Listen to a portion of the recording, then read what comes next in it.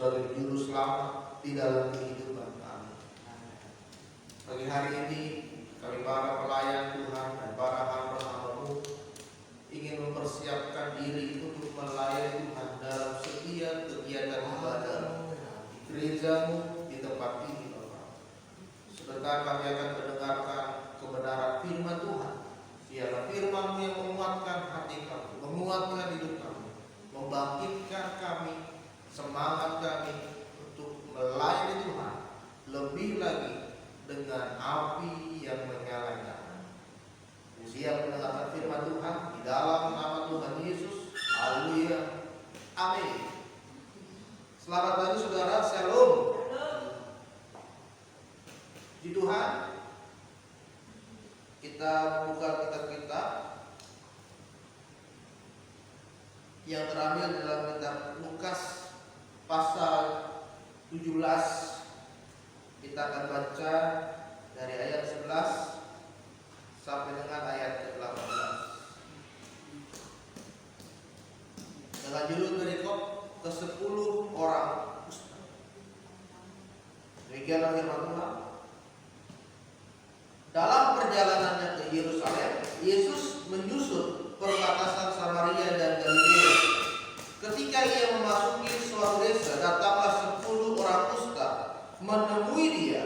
Mereka tinggal berdiri agak jauh dan berteriak, "Yesus, Guru, kasihanilah kami." Lalu ia memandang mereka dan berkata, "Pergilah, perlihatkanlah dirimu kepada imam-imam." Dan sementara mereka di tengah-tengah jalan, mereka menjadi tahir. Seorang dari mereka ketika melihat bahwa dia telah sembuh, kembali sambil memuliakan Allah dengan suara nyaring. Lalu bersyukur di depan kaki Yesus dan mengucap syukur kepadanya. Orang itu adalah orang Samaria. Lalu Yesus berkata, "Bukankah ke-10 orang tadi semuanya telah menjadi tahir? Di manakah yang 9 orang itu? Tidak adakah di antara mereka yang kembali untuk memuliakan Allah selain daripada orang asing ini?" Lalu ia berkata kepada orang itu, "Berdirilah dan pergilah, imanmu telah menyelamatkan." Saudara, pagi hari ini firman Tuhan yang saya ingin bagikan adalah memiliki sikap pelayan Tuhan yang benar. Firman Tuhan mengisahkan bagaimana ada 10 orang kusta. Penyakit kusta pada saat itu adalah penyakit yang sangat dihindari oleh banyak orang. Kenapa? Karena penyakit ini dapat menular. Dan banyak orang menganggap orang yang terkena penyakit kusta itu karena dia melakukan satu aib. Jadi penyakit yang dihindari dan orang tidak mau bertemu dengan mereka yang terkena penyakit kusta. Dianggap karena melakukan dosa yang sangat besar. Saudara, sebagai seorang hamba Tuhan, apa yang kita harus lakukan? Sikap apa yang harus kita lakukan sehingga kita menjadi hamba Tuhan yang benar? Yang pertama, kita mau melihat pelayan Tuhan. Yang pertama, dia harus punya sikap menyerahkan diri kepada Tuhan dalam segala situasi, kondisi hidupnya. Bagaimana kita lihat di dalam Alkitab, 10 orang kusta itu memasuki suatu desa dan ayat 12 berkata menemui dia. Lalu mereka berteriak, "Yesus, Guru, kasihanilah kami." Yang pertama, saudara, kita harus datang kepada Yesus dalam segala kondisi yang kita alami saat ini.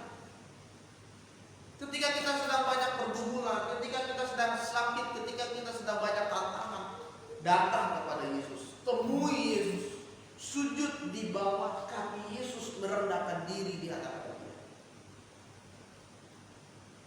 Jangan ketika kita punya masalah kita mencari orang yang bisa kita andalkan. Kita punya kenalan, kita datang sama mereka, itu kan berharap ditolong oleh dia, ya kan? Kita punya saudara, kita datang kepada dia, kepada mereka, berharap mereka bisa bantu. Ya kan?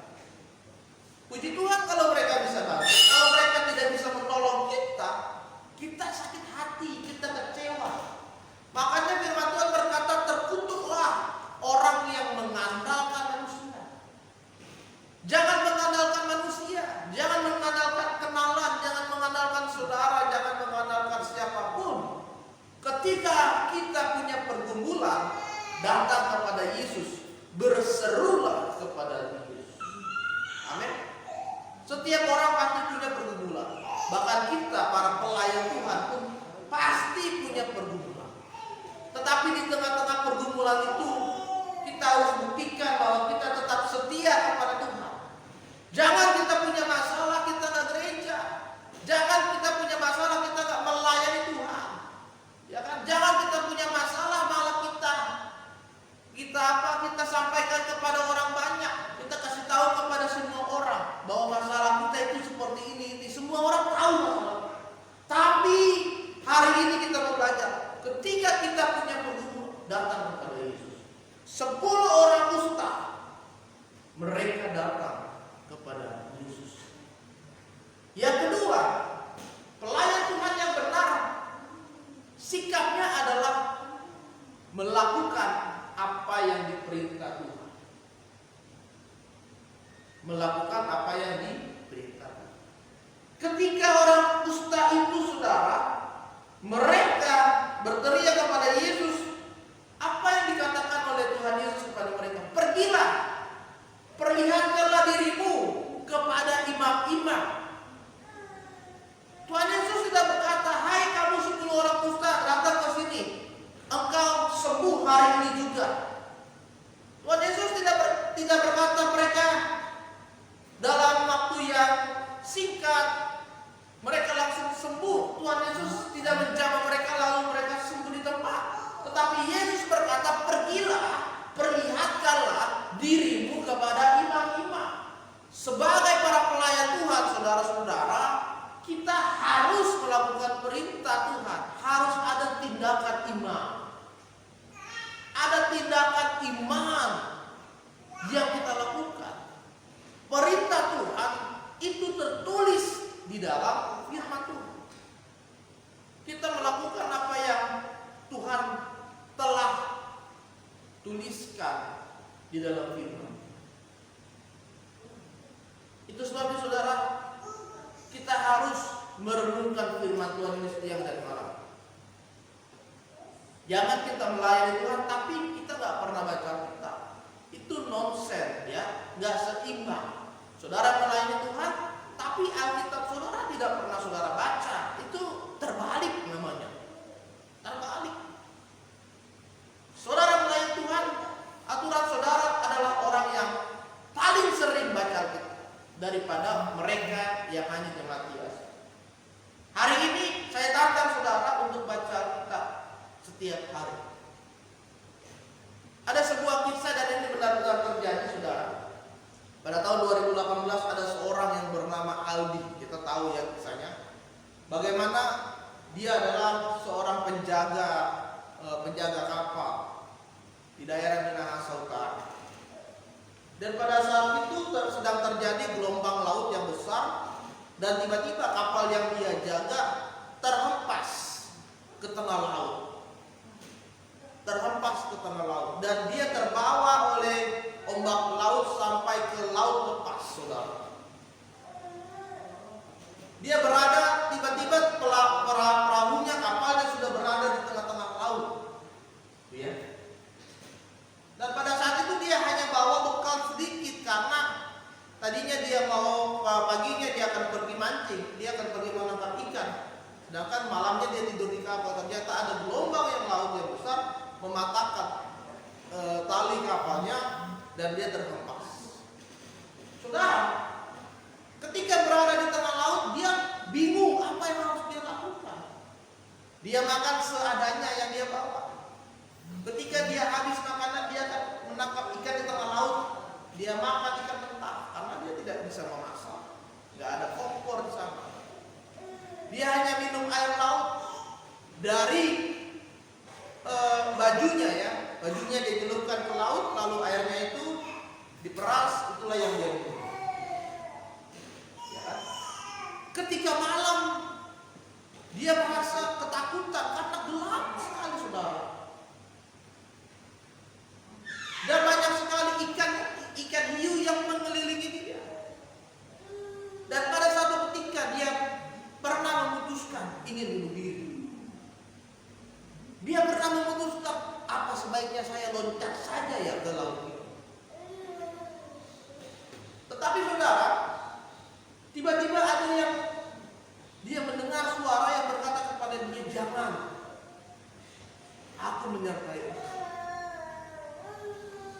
akhirnya saudara, yang dia lakukan setiap hari di tengah laut, di laut lepas, hanya membaca Alkitab.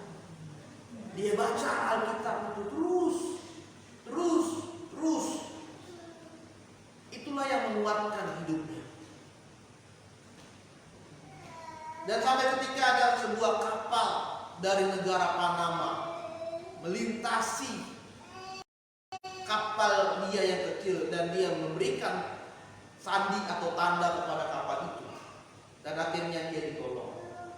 Tahukah saudara berapa lama dia berada di tengah laut? 49 hari, hampir 2 bulan anak ini berada di tengah laut. Tapi Tuhan menyertai dia, Tuhan menjaga dia. Karena apa? Dia selalu membaca firman Tuhan. Hari ini saudara, sebagai seorang pelayan Tuhan, mulailah renungkanlah firman Tuhan itu siang. Yang ketiga, yang kita lakukan sebagai para pelayan Tuhan adalah mengucap syukur. Ketika 10 orang kusta itu sembuh di tengah jalan, firman Tuhan tuliskan hanya satu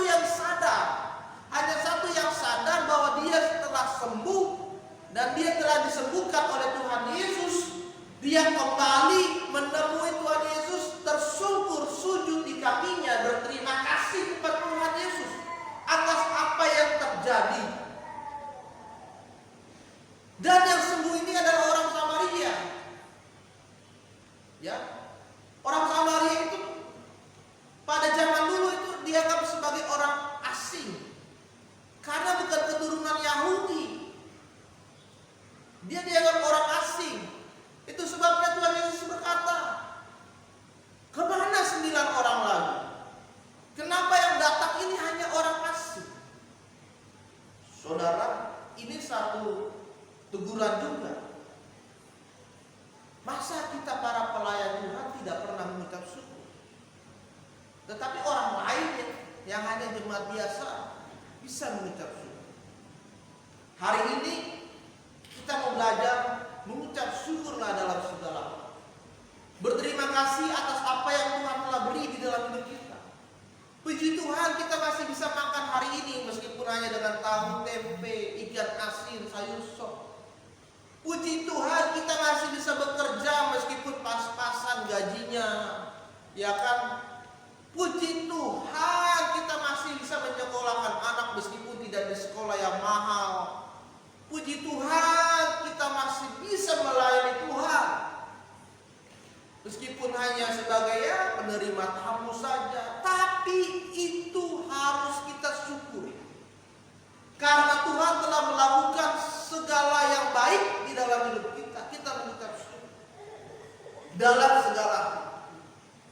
Sebabnya saudara, mengucap syukurlah dalam segala hal. Hari ini kita ada, saat ini kita masih diberikan kesehatan oleh Tuhan, mengucap syukur. Jangan merasa iri dengan orang lain, jangan merasa cemburu dengan orang lain, tetapi mengucap syukur. Berkat orang itu berbeda-beda Tuhan kasih.